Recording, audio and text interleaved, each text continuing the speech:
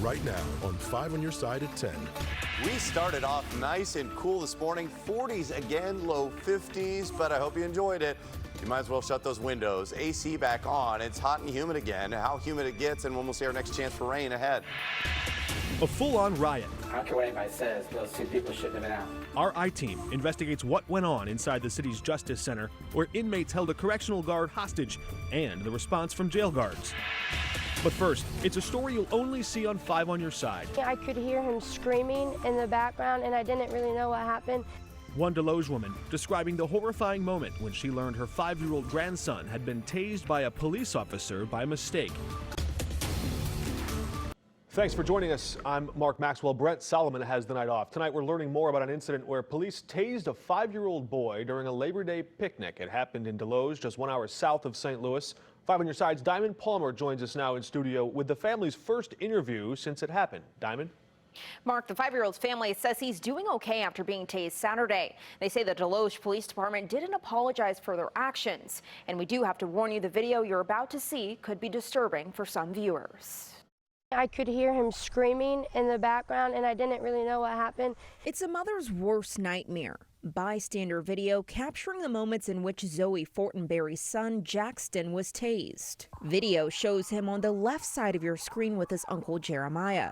Fun quickly turned to chaos at an annual Labor Day picnic. According to Deloge police, they deployed a taser at 2 men fighting that ended up bouncing off the ground and hitting 5-year-old Jackson. So we had just left, and like 5 minutes later, my brother had called me and said that he asked where we was and said that there was an incident and that we needed to come back. As soon as we opened the door and he seen that was me and his mom, he just grabbed a hold of us and started, crying.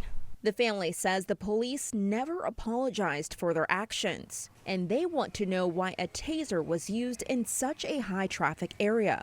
I just don't think tasers was necessary, especially in a crowd with a lot of kids and a lot of people. According to Deloge Police Department, the first taser strike hit one suspect successfully. When the officer fired a second time, intending to hit the second suspect, that's when it hit Jackson. A day later, Jackson is back on his feet and returning to normal activities.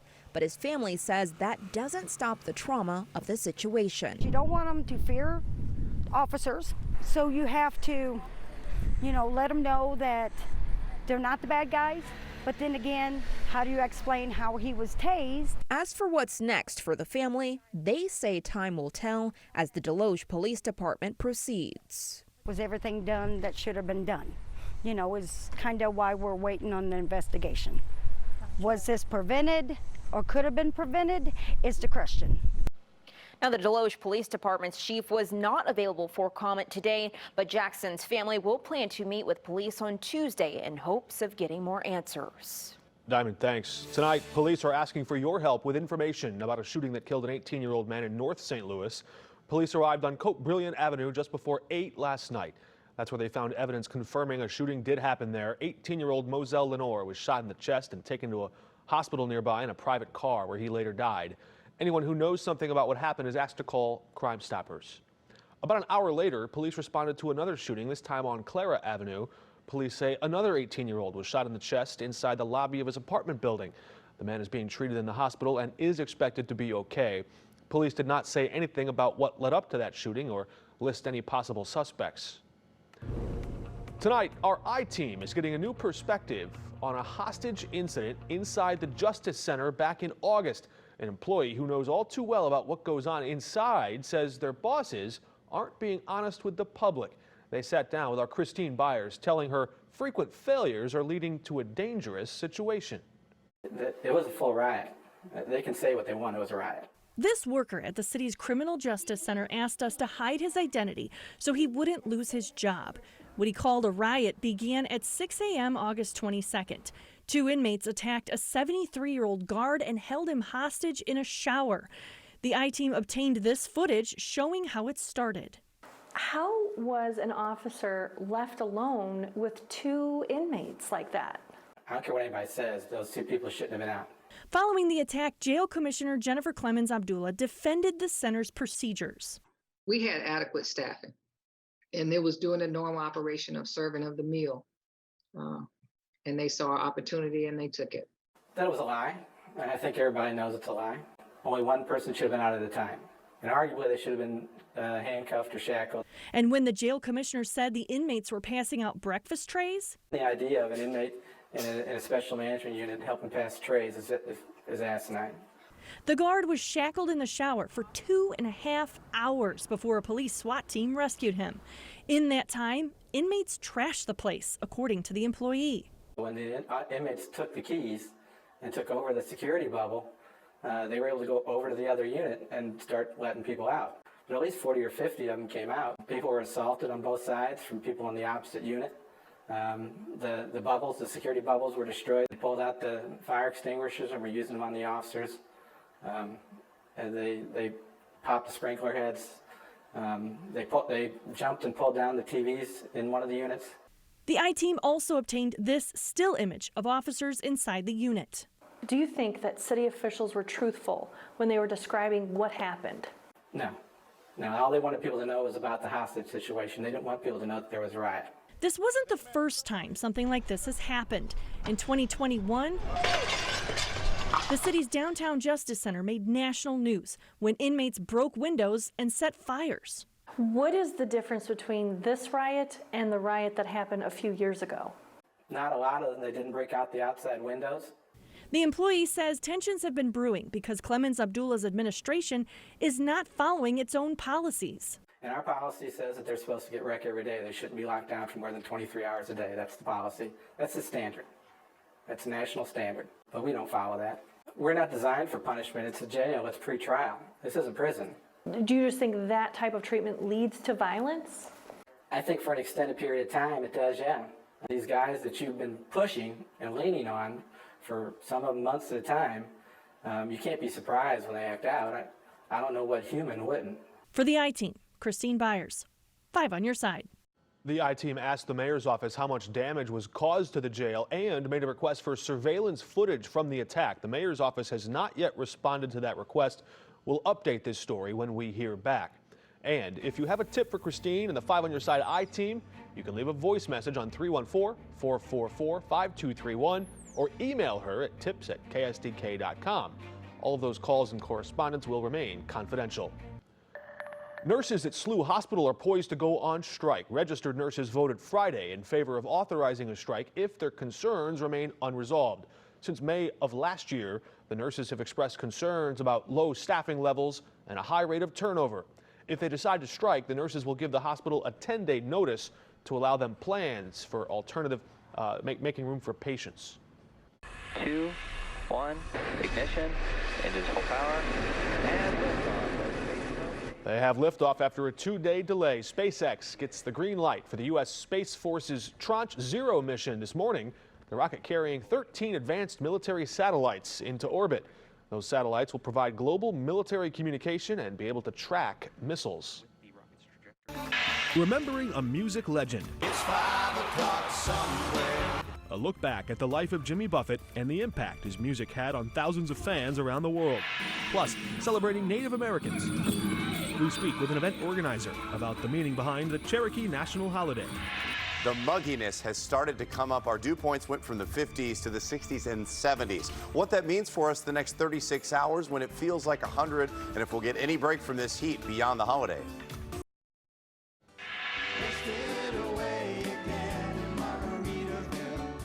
Tonight, the world is mourning the loss of beloved musician Jimmy Buffett, known as the Margaritaville legend. Buffett passing away last night, surrounded by his family, friends, music, and dogs. He embodied a lifestyle of making the most out of every moment. He says his music helps everyday workers escape reality. I think everybody needs a little escapism. And, you know, a stockbroker or a hedge fund manager, you'd see people coming from work, taking their ties off and putting their Hawaiian shirts over their suits. Over the span of his career, Buffett sold more than 20 million albums. He was 76.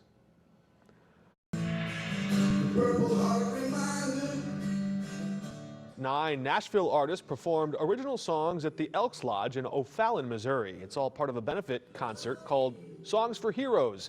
The artists spent the last 2 days with veterans at the St. Charles County Veterans Museum. That's where they listened to their stories and experiences and then crafted them into songs. The money raised tonight goes toward the Veteran Museum. Today, Queenie Park transformed into an art fair. People got to enjoy artwork from more than 100 artists inside the Greensfelder Recreation Complex. The event is one of the longest running art fairs in the bi-state, and it's a great way to support local artists. You have another chance to check out the unique works of art. It reopens tomorrow at 11 a.m. and runs until 4. We'll be right back. The vibrant art of hip-hop is on full display this weekend across St. Louis. You might have seen splashes of color in Paint Louis along the 3-mile-long flood wall spanning the Mississippi riverbanks. The 3-day festival celebrating key elements of hip-hop like DJing, MCing, breakdancing, and graffiti. 500 graffiti artists from around the world painted the wall. One painter says the event has a much larger message to it.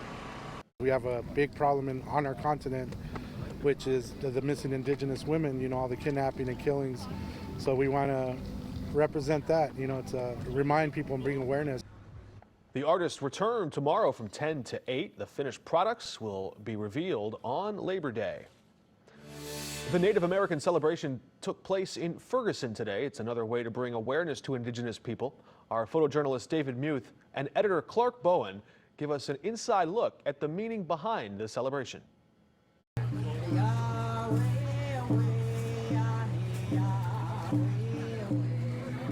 This event is actually in honor of the Cherokee National Holiday. On September 6th of 1839, the Cherokee Nation actually signed their constitution, just the birth of the Cherokee Nation as it is known today. Native Americans are often misrepresented and also underrepresented, not only in America as a whole, but also in this area, which is particularly disappointing to many Native Americans in this area as it's very rich with our history and our culture. We wanted to organize an event that taught people about not only Cherokee culture, but all of the other cultures out there within the Native nations. So we decided to partner up with Ferguson's Farmers Market. This is our 3rd year to do this. And we have over 40 different tribes or Native nations represented here, and all kinds of dancers and singers and drummers. You know, pretty much anything you can think of. We're basically having a mini powwow here. Many people in regalia where you can just learn about our culture, past and present. And you're taking a live look right now at the Missouri Botanical Garden. That's where the Japanese Festival is taking place this weekend. The Missouri Botanical Garden, home to one of the largest Japanese gardens in the nation. The festival is a celebration of Japanese culture. People can enjoy everything from traditional Japanese American food, music, dance, and much more. It will return tomorrow morning at 9 until 9 at night. The St. Nicholas Greek Festival is also happening this Labor Day weekend. It's the largest ethnic festival in the St. Louis area. It features authentic Greek food, dance performances, souvenirs, and a lot more. The festival is no charge. You can bring your family and friends tomorrow from 11 to 8 and Monday from 11 to 6 at the St. Nicholas Greek Orthodox Church. And Gary Frank is in with our Labor Day weekend weather preview. How are things looking, Gary? It's pretty nice right now, but I think it's going to be a little different tonight. Got the AC on, the windows closed. That's the main difference. It's more muggy, so it's kind of stuffy in the house. The last couple of days have been nice, even in the city. As we look at the city, it's noticeably warmer, and I'll show you temperature-wise why that is and what's going on right now. 80 in Berkeley, 78 Forest Park. Even when you get out a little further away from the city, it's only 70 in Washington. And these spots are going to drop down to the 60s, but inside the city, you're in the low to mid-70s still tonight. That's going to be the main difference here. Our dew points have come up. That's one of the reasons for that. It means we've got a little more humidity. We had these numbers in the 50s yesterday. A little bit more humidity. This is a baseline for where our temperatures will not fall below, just because there's a little bit more moisture, and that continues overnight. So outside of the city, you're going to see temps in the upper 60s, right around 70 inside the city. It's more muggy. That's the main reason for it. We have that southerly breeze. But tomorrow, temperature's still pretty nice, but I think today was the peak day because it was less humid, and this number 93 is going to feel a little bit different because of a surge of moisture from the south. And we continue to see that Gulf moisture, and I think the thickest of the Gulf moisture is by tomorrow on Monday, and that's going to aid in the fact that we're going to see rain chances down the road, but it's also going to make it feel hotter than the air temperature of 93 tomorrow. It's going to feel like it's about 100, maybe a little bit more than that in some cases. So be prepared for that. I know a lot of people have outdoor activities, all those festivals you mentioned, outdoor plans, pool, throwing some beverages in there. We got to hydrate. We got to worry about that to some degree, but we're not dealing with the excessive heat headlines here. Now, but for Monday, I think for the most part, it's really dry. You're going to start off dry, but there may be a pop-up shower in the afternoon. And if it was any other day, we'd just give it a mention. But, you know, it's a holiday, a lot of people doing some things. I don't want you to be caught off guard.